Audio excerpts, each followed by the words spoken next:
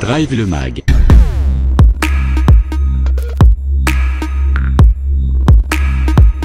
Alors, dans les suites d'un accident de la circulation, donc la victime peut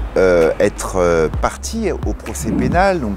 soit le responsable d'accident va être directement renvoyé devant le tribunal correctionnel et elle a le pouvoir de se constituer partie civile, soit seule, soit avec le soutien d'un avocat, qu'elle soit assistée par un avocat.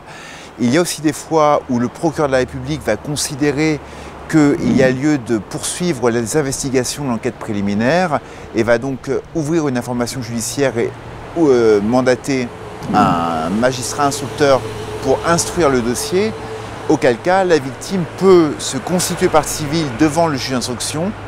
et pourra tout au long de la procédure d'instruction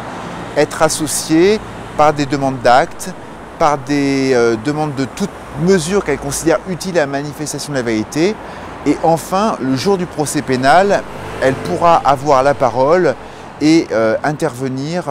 de manière à avoir toute sa place quelque part, toute la place qu'elle considère comme étant la sienne lors de ce moment, cette confrontation avec le responsable de l'accident.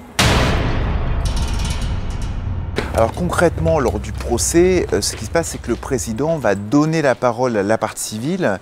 donc à son avocat, et très souvent, de plus en plus, et on voit qu'il y a une vraie évolution quand même des mentalités des magistrats, il va proposer aux victimes directes de venir à la barre et d'une part d'éclairer le tribunal sur leur parcours, parce que c'est important pour le tribunal aussi de dépasser le côté très abstrait du dossier pénal, mais d'entendre de la bouche de la victime ce qu'elle a vécu.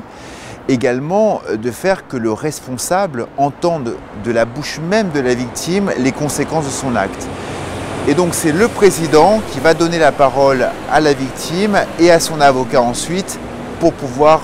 expliquer pourquoi elle est là et ce qu'elle attend concrètement du procès pénal.